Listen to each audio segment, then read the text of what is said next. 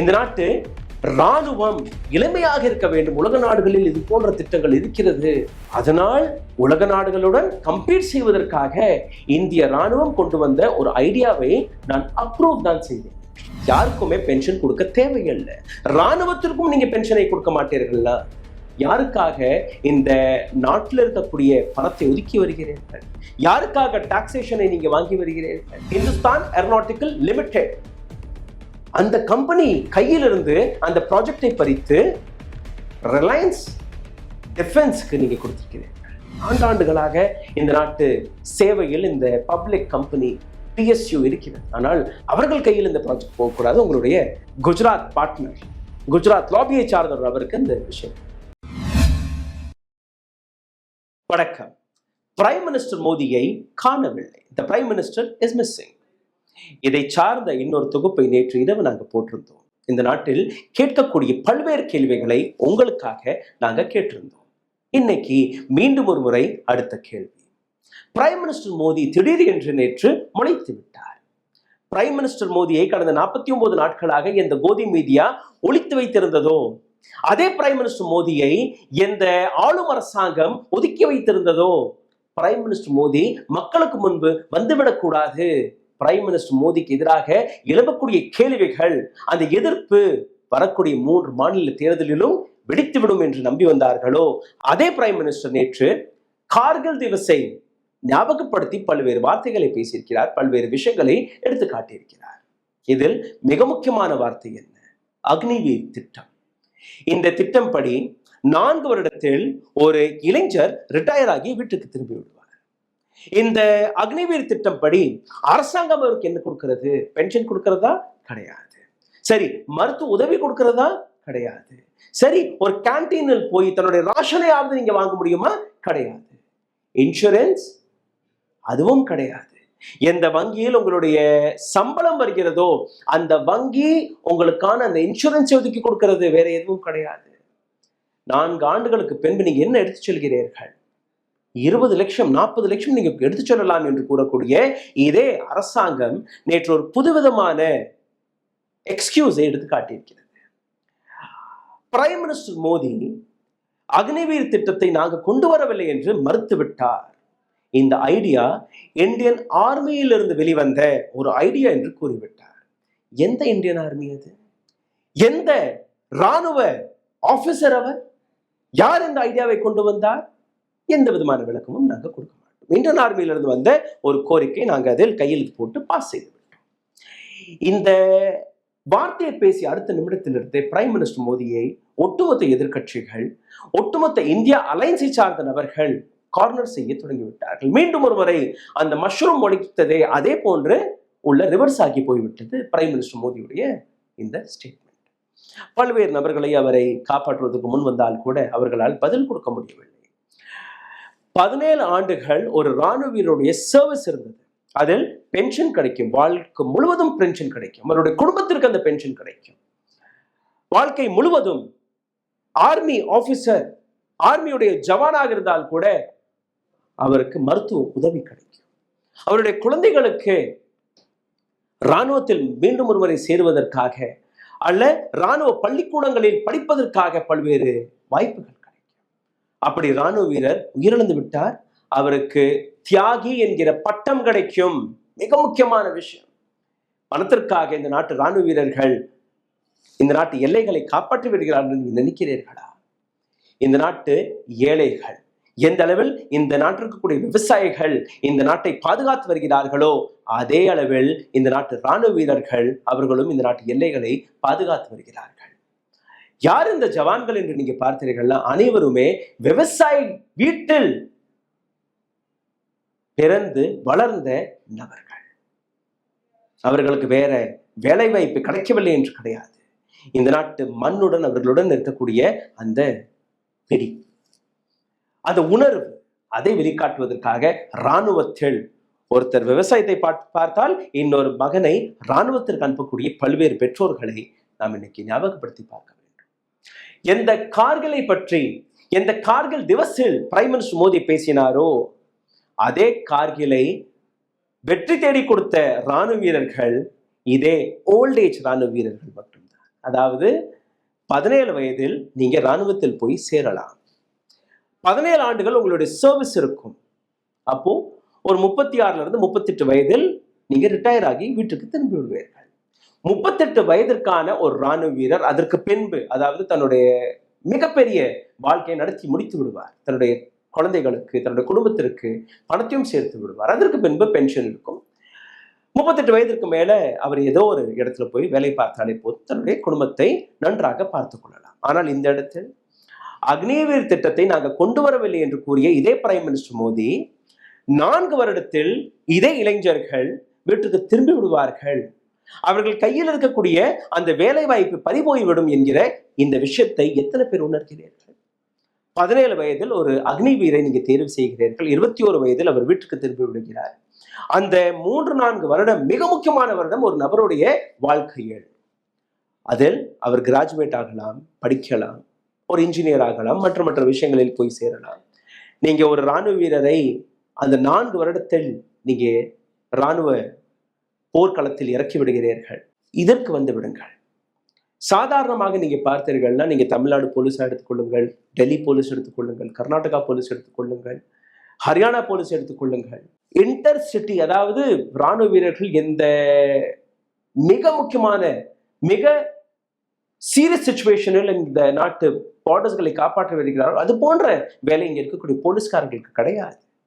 ஆனால் கூட அவர்களுக்கே 9 மாதம் ட்ரைனிங் கொடுக்கிறது போலீஸ் அகாடமி. ராணுவ வீரர்களுக்கு 12 மாதம் ட்ரைனிங் இருந்தது. இப்போ அக்னிவீர் திட்டத்தை கொண்டு வந்து வெறும் 6 மாதம் அவர்களுக்கு ட்ரைனிங்கை கொடுத்து 3.5 ஆண்டுகள் வரை அவர்களை பார்டரில் நிறுத்தி விடுகிறார்கள். ஏன் இதே நாட்டு அரசியல்வாதிகள் தன்னுடைய மகன்களை, தன்னுடைய குழந்தைகளை இந்த பார்டருக்கு அனுப்பக்கூடாது? 3.5 வருடம் தானே, தாராளமாக அக்னிவீர் திட்டத்தில் அவர்களையும் சேர்த்து பார்டருக்கு அனுப்பிவிடுங்கள். 3.5 ஆண்டுகளுக்கு பின்பு அவர்கள் திரும்ப வரட்டும், உங்களுடைய அரசியல் கட்சியில இணைந்து கொள்ளட்டும். உயிருடன் பிழைத்து வந்தால் அவர்களுக்கும் எந்த விதமான ஆப்ஷனும் நீங்க கொடுக்க தேவையில்லை. அப்படி உயிர் இழந்து விட்டால் அவர்களுக்கு தியாகி பட்டம் கூட நீங்க கொடுக்க தேவையில்லை. செய்வீர்களா? பிரைம் மினிஸ்டர் மோடி என்ன கூறினார் அதை நீங்க கேட்க வேண்டும். இந்த நாட்டு ராணுவம் இளமையாக இருக்க வேண்டும். உலக நாடுகளில் இது போன்ற திட்டங்கள் இருக்கிறது. அதனால் உலக நாடுகளுடன் கம்பீட் செய்வதற்காக இந்திய ராணுவம் கொண்டு வந்த ஒரு ஐடியாவை நான் அப்ரூவ் தான் செய்தேன் என்று ராகுல் காந்தி பார்லிமெண்ட்ல இருந்து மிக தெளிவாக கூறிய விஷயம் என்ன? அக்னிவீர் திட்டம் is a brain child of prime minister Narendra Modi.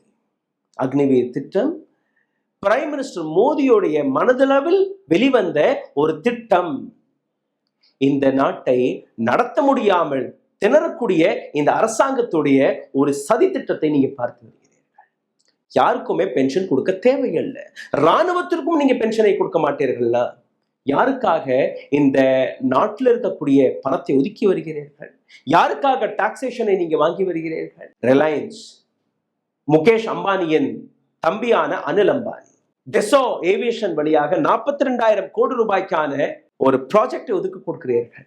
2014ஆம் ஆண்டு நீங்க பதவியேற்ற 1 மாதத்திற்குள் நீங்க பிரான்ஸ் சென்றீர்கள்.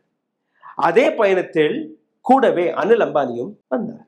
எந்த விதமான ராணுவ அனுபவம் இல்லாத ஒரு கம்பெனிக்கு, எந்த விதமான ராணுவ எக்யூப்மெண்ட் செய்யாத ஒரு கம்பெனி, அந்த கம்பெனிக்கு எப்படி 42,000 கோடி ரூபாய்க்கான இந்த ப்ராஜெக்டை தூக்கி கொடுத்தீர்கள்? இந்த டெசோ ஏவியேஷன் வழியாக இந்த நாட்டிற்கு டெக்னாலஜி டிரான்ஸ்பர் நடந்திருக்க வேண்டுமோ, அந்த டெக்னாலஜி டிரான்ஸ்பர் எந்த கம்பெனிக்கு போயிருக்க வேண்டும்? HAL, Hindustan aeronautical limited.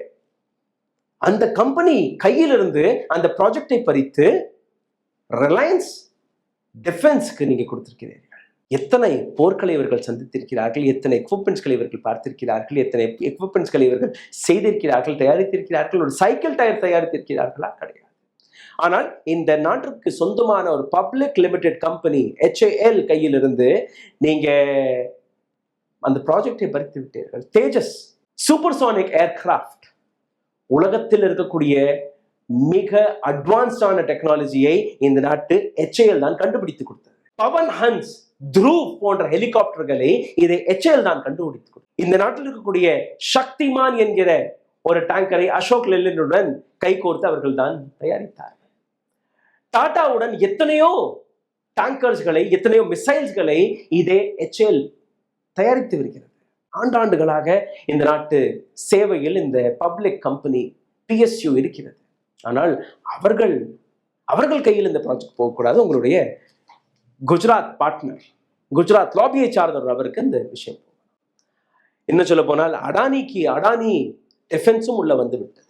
Private government partnership நிச்சயமாக தேவை. ஆனால் அரசாங்கத்தின் கையில் இருக்கக்கூடிய விஷயங்களை பறித்து தனியார் கையில் கொடுப்பது எந்த விதத்தில் நியாயம்? இதையெல்லாம் நீங்க விட்டுவிடுங்கள். மீண்டும் அக்னிவீர் திட்டத்திற்கே வந்து விடலாம். பிரைம் மினிஸ்டர் மோடியை என்ன பேசினார்? இதில் இன்னொரு விஷயம் இருக்கிறது, மிக கேவலமாக. அதாவது கடந்த 75 ஆண்டுகளில் எந்த பிரதமருமே பேசாத ஒரு விஷயத்தை இவர் பேசிவிட்டார். ஒரு சில நபர்கள், ராணுவ வீரர்கள் சல்யூட் அடிப்பதற்காக மட்டுமே இருக்கிறார்கள் என்று நம்பி இருக்கிறார்களா?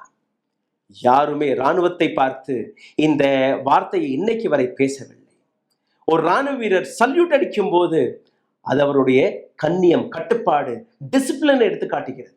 ஒரு ராணுவ வீரர் நடந்து வரும்போது அந்த நாட்டின் தைரியத்தை எடுத்து காட்டுகிறது. ஆனால் பிரைம் மினிஸ்டர் மோடி பேசிய வார்த்தை சல்யூட் அடித்து விட்டாரா? எந்த அளவில் பிரைம் மினிஸ்டர் மோடி இந்த விஷயத்தை இவ்வளோ அசால்ட்டாக, இவ்வளோ கேவலமாக எடுத்து வைத்திருக்கிறார் என்று எனக்கு புரியவில்லை. ராணுவ வீரர்கள் எளிமையாக இருக்க வேண்டும், அதனால் நாங்கள் இந்த திட்டத்தை கொண்டு வந்து விட்டோம் என்று கூறிய அதே பிரைம் மினிஸ்டர் மோடி உலக நாடுகளில் மற்ற நாடுகள் அந்த ராணுவ வீரர்கள் கொடுக்கக்கூடிய சலுகை எவ்வளோ தெரியுமா உங்களுக்கு? மற்ற நாடுகள் இதே ராணுவ வீரர்கள் கொடுக்கக்கூடிய சம்பளம் எவ்வளவு என்று தெரியுமா உங்களுக்கு? மற்ற நாடுகள் ராணுவ வீரர்கள் கொடுக்கக்கூடிய தியாகி என்கிற பட்டம், அந்த மரியாதை எவ்வளவு என்று தெரியுமா? வெளிநாடுகளில் ஒரு ராணுவ வீரர் யூனிஃபார்ம் போட்டு வந்து விட்டாலே போதும், உட்கார்ந்து இருக்கக்கூடிய நபர் கூட எந்திரித்து சல்யூட் அடிப்பார், அவரை உட்கார சொல்லுவார். அது ரயில்வே ஸ்டேஷனா இருக்கட்டும், அது மெட்ரோ ரயில்களாக இருக்கட்டும், பஸ்களாக இருக்கட்டும், எதுவாக இருந்தாலுமே அந்த அளவில் அந்த நாட்டில் மரியாதை கிடைக்கிறது. இங்க ராணுவ வீரர்கள் ஒரு இடத்துல இருந்து இன்னொரு இடத்திற்கு போவதற்காக எந்த அளவில் கஷ்டப்பட்டு போகிறார்கள் என்று உங்களுக்கு தெரியுமா? ராணுவ வீரர்களை நாங்க இளமையாக்க பார்க்கிறோம், அதனால் இந்த திட்டத்தை கொண்டு வந்தோம். அதுவும் நாங்க கொண்டு வரவில்லை, இது ஆர்மி தான் கொண்டு வந்தது. இதே இடத்தில் நான் உங்களுக்கு ஒரு புஸ்தகத்தை பற்றி எடுத்துக்காட்ட ஆசைப்படுகிறேன். General Manoj Mukund Naravane, retired general of Indian army. இவர் ஒரு புஸ்தகத்தை எழுதினார், 4 Stars of Destiny. இவருடைய பயோகிராஃபி மற்றும் இந்த நாட்டு இராணுவத்திற்கு இருக்கக்கூடிய பல்வேறு பிரச்சனைகளை எடுத்துக்காட்டிய இந்த புஸ்தகம். அமேசானில் சர்ச் செய்து பாருங்கள், அந்த புஸ்தகத்துடைய அட்டைப்படம் தெரியும், ஆனால் கரண்ட்லி அன்அவைலபிள் என்று எழுதியிருப்பார்கள். இந்த புஸ்தகத்தின் மீது இந்த நாட்டு அரசாங்கம், மோடி அரசாங்கம் தடை போட்டு விட்டது. அக்னிவீர் திட்டம் கொண்டு வந்தது யார் என்கிற விஷயத்தை இதில் அவர் எக்ஸ்போஸ் செய்திருக்கிறார். அக்னிவீர் திட்டத்தின் போது வெறும் 20,000 ரூபாய் கொடுப்பதாக இந்த நாட்டு அரசாங்கம் கொண்டு வந்த திட்டம் என்று கூறியிருந்தார். ஆர்மி ஆபீசர்கள், முகுந்த் போன்ற ஆபீசர்கள் அதை நிமிர்ந்து நின்று இது தவறான ஒரு திட்டம் என்று கூச்சல் போட்டதற்கு பின்பு அந்த 20,000 40,000 உயர்த்தியது மோடி அரசாங்கம். இது போன்ற பல்வேறு விஷயங்களை இந்த புஸ்தகத்தில் எழுதியிருந்தால் அதிலிருந்து ஒரு சில விஷயங்கள் வெளியாகிவிட்டது, எக்ஸ்போஸ் ஆகிவிட்டது. உடனடியாக பிரைம் மினிஸ்டர் மோடி அவருடைய அரசாங்கம் செய்த விஷயம், இந்த புஸ்தகத்தின் மீது தடை போடுங்கள், இதற்கு மேல் எங்கேயும் இது பிரிண்ட் ஆகக்கூடாது, வெளியே வரக்கூடாது உண்மைகள். என்ன பயம்? எதற்காக இந்த அளவில் நீங்க ஒளிந்து கொண்டிருக்கிறீர்கள்? ஜெனரல் மனோஜ் முகுந்த் நரவானேயுடைய புஸ்தகம் டிசம்பர் மாதத்திற்கு மேல உலக நாடுகளில் பப்ளிஷ் செய்வதாக ஒரு தகவல் வெளியாகி இருக்கிறது. அதையும் தடை போடுவதற்காக இந்த நாட்டு அரசாங்கம் வேலை பார்க்கவும் தொடங்கிவிட்டது. அப்போ ஏதோ ஒரு விதத்தில் நீங்க தவறு செய்திருக்கிறீர்களா இல்லையா? நிச்சயமாக செய்திருக்கிறீர்கள். காங்கிரசின் பிரசிடென்டான மல்லிகார்ஜுன் கர்கே அவர்கள் இந்த செய்தி வெளிவந்த உடனேயே இந்த நாட்டு அரசாங்கத்தை பார்த்து, பிரைம் மினிஸ்டர் மோடியை பார்த்து ஒரு சில கேள்விகளை கேட்டிருக்கிறார். இந்த ஒட்டுமொத்த விவகாரத்தை அவர் எப்படி எழுதியிருக்கிறார் நீங்க பார்த்தீர்களா? ஹிந்தியில் இருக்கிறது. ये बेहद दुखदपूर्ण व निंदनीय बात है कि प्रधानमंत्री नरेंद्र मोदी जी कारगिल विजय दिवस के दिन शहीदों को श्रद्धांजलि जैसे मौके पर भी औची राजनीति कर रहे हैं. எவ்வளவு கேவலமான விஷயம் என்று நீங்க பாருங்கள். கார்கில் விஜய் திவஸ் போன்ற ஒரு மிக முக்கியமான புனிதமான நாளின் கூட பார்க்காமல் தன்னுடைய கேவலமான அரசியலை இந்த இடத்திலும் இந்த நபர் பேசியிருக்கிறார். இவருடைய பெயர் தான் நரேந்திர மோடி என்று கூறியிருக்கிறார். ऐसा पहले किसी भी प्रधानमंत्री ने नहीं किया है. இப்படி வேற எந்த பிரதமருமே என்னைக்குமே செய்யவில்லை. நரசிம்ம ராவாக இருக்கட்டும், ராஜீவ் காந்தியாக இருக்கட்டும், வாஜ்பாய் அவர்களாக இருக்கட்டும், யாருமே இந்த அளவில் கேவலமாக நடந்து கொள்ளவில்லை. मोदी जी कह रहे हैं कि सेना के कहने पर उनकी सरकार ने अग्निवीर योजना लागू की थी. यह सरकार झूठी है और पराक्रमी सेना का अक्षम अपमान है. பிரைம் மினிஸ்டர் மோடி கூறியது என்ன? இந்த திட்டத்தை நாங்க கொண்டு வரவில்லை, இந்த திட்டத்தை ராணுவம் தான் கொண்டு வந்தது, நான் வெறும் கையெழுத்தை மட்டும்தான் போட்டேன். இந்த நாட்டு ராணுவத்தின் மீது எவ்வளவு பெரிய கேவலமான ஒரு கருப்பு புள்ளி என்று நீங்க பாருங்கள். இது இந்த நாட்டிற்கு மட்டுமல்ல, இந்த நாட்டு ராணுவ வீரர்களுக்கும் ஏற்பட்ட அவமானம் என்று எழுதியிருக்கிறார். மோடிஜி சாஃப் சாஃப் झूठ भ्रम फैला रहे हैं. மோடி அவர்கள் தெளிவாக பொய் மட்டும் பேசவில்லை, வதந்தியும் பரப்பி வருகிறார். இதே பிரைம் மினிஸ்டர் மோடியோடைய ஸ்டேட்மெண்டில் அவர் கூறிய வார்த்தை என்ன? எதிர்க்கட்சிகள் அக்னிவீர் திட்டத்தை வைத்து மக்கள் மனதில் ஒரு பிரமையை ஏற்படுத்தி வருகிறார்கள். அக்னிவீர் திட்டம் இந்த நாட்டிற்காக நன்மையான கொண்டு வரப்பட்ட திட்டம் தான், இந்த நாட்டிற்காக நாங்க உழைத்து கொண்டு வந்த திட்டம் என்று கூறியிருக்கிறார்கள். ஆனால் எதிர்க்கட்சிகள் அதை எதிர்த்து வருகிறார்கள். ஆனால் உண்மை என்ன உங்களுக்கு புரியும். पूर्व सेना अध्यक्ष जनरल एम नरवाणे जी ने रिकॉर्ड पर कहा है कि अग्निवीर योजना में 4 वर्ष की सेवा के बाद 75% लोगों को रखना था, 25% लोगों को सेवानिवृत्त करना था. पर मोदी सरकार ने इसके उलट किया और ये योजना तीनों सैन्य बलों में जबरदस्ती लागू कर दी गई. अग्निवीर திட்டப்படி 75% ராணுவ வீரர்களை ரீட்டைன் செய்வதாக தான் முதல் ஐடியாவாக இருந்தது. அதாவது ரொம்பவே கொஞ்சம் ஸ்லோவாக இருக்கக்கூடிய ராணுவ வீரர்கள் 25% ராணுவ வீரர்களுக்கு நீங்க ரிட்டையர்மெண்ட்டை கொடுத்து விடுங்கள், பரவாயில்லை. ஆனால் 75% ராணுவ வீரர்களுக்கு அந்த டியூட்டி கண்டினியூ ஆகும்படி நீங்க உத்தரவாதம் கொடுக்க வேண்டும் என்று கூறியிருந்தார்கள். அதை அப்படியே ரிவர்ஸ் செய்து 25% ராணுவ வீரர்களை நாங்கள் ரீட்டைன் செய்வோம், 75% ராணுவ வீரர்களை நாங்கள் வீட்டுக்கு அனுப்பிவிடுவோம் என்று கூறியிருக்கிறது இந்த நாட்டு அரசாங்கம். खबरों முத்தாபிக் இந்த விஷயத்தை யார் கூறியது என்றால் இதே ஜெனரல் முகுந்த் நரவாணே அவர்கள் அந்த புஸ்தகத்தில் எழுதியிருக்கிறார். இதெல்லாமே கசிந்த விஷயங்கள். खबरों के मुताबिक पूर्व सेना निरुक्त जनरल एम नरवाणे जी ने उस किताब में जिसे मोदी सरकार ने प्रकाशित होने से रोक रखा है, यह भी कहा है कि अग्निपथ योजना सेना के लिए चौंका देने वाली थी और नौसेना व वायुसेना के लिए वज्रपात. இதே புஸ்தகத்தில் இவர் எழுதிய விஷயம், அக்னிவீர் திட்டம் என்கிற ஐடியா எங்களுக்கு ஒரு மிகப்பெரிய அதிர்ச்சியை கொடுத்தது. எங்களுக்கு மட்டுமல்ல, ராணுவத்திற்கு மட்டுமல்ல, நேவி அண்ட் ஏர்ஃபோர்ஸ் ரெண்டுக்குமே. இந்த திட்டமே யாருக்குமே பிடிக்கவில்லை. எப்படி இந்த திட்டத்தை நீங்க கொண்டு வந்தீர்கள் என்கிற அந்த விஷயத்தை பல்வேறு நபர்கள் எதிர்த்த பின் கூட இந்த திட்டத்தை வேணும்னே 3 air force, navy and Indian army 3 ராணுவத்தின் மீதும் இந்த நாட்டு அரசாங்கம் திணித்திருக்கிறது என்று எழுதியிருக்கிறார். आखिर 6 महीने की ट्रेनिंग के बाद मोदी जी किस स्तर की सैनिकों का निर्माण कर रहे हैं? 6 மாதம் மட்டுமே போதுமா ட்ரெயினிங்? எந்த விதமான ராணுவத்தை நீங்க உருவாக்கி வருகிறீர்கள்? ना उन्हें किसी ऑपरेशन का अनुभव होगा, ना ही उसमें परिपक्वता होगी. सैनिक देशभक्ति के जज्बे से सेना में शामिल होते हैं. பிரைம் மினிஸ்டர் மோடிக்கு அனுபவம் இருக்கிறதா? பிரைம் மினிஸ்டர் மோடிக்கு ஏதோ ஒரு போரை சந்தித்ததற்கான அனுபவம் இருக்கிறதா? பார்த்தீர்கள்னா சைனா இந்தியா எல்லைக்குள் வந்து விட்டார்கள், கான்கிரீட்டை போட்டு விட்டார்கள், யாருமே இந்திய எல்லைக்கு வரவில்லை என்று கூறக்கூடிய இதே பிரைம் மினிஸ்டர் மோடி தான். எந்த விதமான மெஷர் எடுத்தீர்கள்? ஒரு சில படங்களை தயாரித்திருக்கிறீர்கள், போலியான படம். உரி 2 என்கிற படம் எல்லாம் எடுத்து வைத்திருக்கிறீர்கள். அதை வைத்து இந்த நாட்டு மக்கள் மனதில் எந்த விதமான வதந்திகளை நீங்க பரப்புவீர்கள் என்று நீங்க பார்க்க வேண்டும். இதே இடத்தில் खड़गे அவர்கள் மீண்டும் எழுதுகிறார், अग्निवीर को कोई पेंशन नहीं मिलती है, कोई ग्रेजुएटी नहीं मिलती है, कोई फैमिली पेंशन नहीं मिलती है, कोई लिबराइज्ड फैमिली पेंशन नहीं मिलती है, बच्चों की पढ़ाई के लिए कोई शिक्षा भत्ता नहीं मिलता है. நான் இதை ஏற்கனவே கூறிவிட்டேன். அக்னி வீரர்களுக்கு எந்த கிராஜுவிட்டி கிடையாது, எந்த ஃபேமிலி பென்ஷன் கிடையாது, எந்த லிபரலைஸ்ட் ஃபேமிலி பென்ஷன் கிடையாது, அவர்களுடைய குழந்தைகளுக்கு எந்த விதமான சலுகையும் கிடையாது, மெடிக்கல் இன்ஃப்ராஸ்ட்ரக்சர் கிடையாது, கேன்டீனில் போய் எதுவுமே வாங்க முடியாது. அப்ப எதற்காக இந்த திட்டம்? எதற்காக இந்த நாட்டு இளைஞர்கள் இந்த நாட்டுக்காக தன்னோட உயிரை கொடுப்பதற்கு அங்கு போக வேண்டும்? अब तक 15 अग्निवीर शहीद हो चुके हैं. 15 अग्नि வீரர்கள் உயிர் இழந்திருக்கிறார்கள். प्रधानमंत्री जी को कम से कम उनकी शहादत का तो मान रखना चाहिए.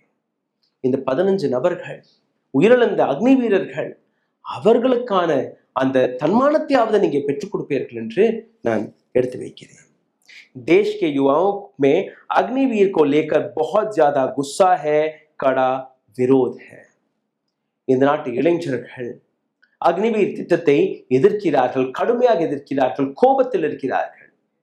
விழித்துக் கொள்ளுங்கள் மோடிஜி என்று கூறியிருக்கிறார். कांग्रेस पार्टी की मांग कायम रहेगी, अग्निवीर योजना बंद होनी चाहिए. कांग्रेस पार्टी தொடர்ந்து ஒரு விஷயத்தை எழுப்பிக் கொண்டிருக்கிறது, அக்னிவீர் திட்டத்தை நாங்க முறிக்காத வரை ஓயமாட்டோம் என்று. இதே இடத்தில் இன்னொரு செய்தியை நான் உங்களுக்கு எடுத்துக்காட்டு பார்க்கிறேன். கடந்த 49 நாட்களில் 14 டெரரிஸ்ட் அட்டாக் இந்தியாவில் நடந்திருக்கிறது. 15 ராணுவ வீரர்கள் உயிரிழந்திருக்கிறார்கள். 22 ராணுவ வீரர்கள் கடுமையாக காயங்களுடன் மருத்துவமனைகளில் இருக்கிறார்கள். 10 சிவிலியன்ஸ் இறந்திருக்கிறார்கள். 50க்கும் மேற்பட்ட நபர்கள் காயமடைந்திருக்கிறார்கள். இது கடந்த 49 நாட்களில் நடந்த விஷயம். அதாவது பிரைம் மினிஸ்டர் மோடி 3வது முறை பதவியேற்ற நாளிலிருந்து இது நடந்திருக்கிறது. இந்த நாட்டின் மீது நீங்க கொண்டு வந்த பட்ஜெட் தொகை 48 லட்சம் கோடி ரூபாய். ஆனால் நீங்க 38 லட்சம் கோடி ரூபாயை இதே நாட்டு மக்களிடமிருந்து எப்படி வசூலித்து வருகிறீர்கள் என்று அதற்கான ஒரு சிறிய தொகுப்பை நேற்று போட்டிருந்தோம். அதிலிருந்து அதே பகுதியை நீங்க கேட்டு விடுங்கள். இதனால்தான் பிரைம் மினிஸ்டர் மோடி ஒளிந்து நிற்கிறார் என்று உங்களுக்கு புரிய வரும். பாருங்கள், 2024-2025 அரசாங்கத்துடைய பட்ஜெட் 48,20,512 crores. அரசாங்கத்துடைய வருமானம் அப்படி எங்க இருந்து அவர்களுக்கு இந்த பணம் வருது என்று நீங்க பார்த்தீர்கள்னா அந்த கணக்கை நீங்க பாருங்கள். ஜிஎஸ்டி வழியாக நேரடியாக 10,189 கோடி ரூபாயை அரசாங்கம் பெற்றுக்கொள்ள போகிறதா? முதல் வரி. இரண்டாவது, இன்கம் டாக்ஸ் வழியாக 11,87,000 கோடி ரூபாயை அரசாங்கம் வசூல் செய்ய இருக்கிறது. கார்ப்பரேட் டாக்ஸ் வழியாக 10,20,000 கோடி ரூபாய். கஸ்டம் டாக்ஸ் வழியாக 2,37,745 கோடி ரூபாய். எக்ஸைஸ் டியூட்டி வழியாக 2,16,540 கோடி ரூபாயை அரசாங்கம் வசூலிக்கும். இன்ஃப்ராஸ்ட்ரக்சர் செஸ் டாக்ஸ் வழியாக 46,530 கோடி ரூபாய். எஜுகேஷன் மற்றும் ஹெல்த் இந்த இடத்திலிருந்து அரசாங்கம் வசூலிக்கக்கூடிய தொகை 19,410 கோடி ரூபாய். பேசிக் எக்ஸைஸ் டியூட்டி என்கிற பெயரில் 36,300 கோடி ரூபாயை இவர்கள் வசூலிக்க இருக்கிறார்கள். இதை தாண்டி யூனியன் டெரிட்டரி செஸ் வழியாக 9,426 கோடி ரூபாய். அனைத்துமே கூட்டி கழித்து பாருங்கள், இந்த கணக்கு 38 லட்சம் கோடி ரூபாயாக வருகிறது. 38 lakh crore. அரசாங்கத்துடைய பட்ஜெட் எவ்வளோ? 48 லட்சம். நேரடியாக மக்களிடமிருந்தே வரி வழியாகவே அரசாங்கம் அனைத்து வரிகளையுமே போட்டு உங்களிடமிருந்தே 80% வசூலித்து விட்டார்கள். மீதம் இருக்கக்கூடிய 10% அது இப்படி வந்துவிடும். நீங்க பாருங்கள், அக்னிவீர் திட்டத்தை யார் கொண்டு வந்தார்? அக்னிவீர் திட்டம் இந்த நாட்டிற்கு தேவையா, தேவையற்றதா? இந்த கேள்வியுடன் நான் உங்களுடன் விடைபெறுகிறேன்.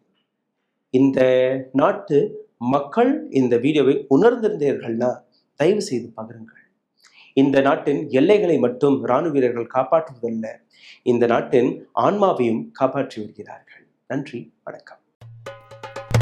Karim's biryani paradise at Liberty and catering services, கோடம்பாக்கத்தின் அறுசுவை அடையாளம்.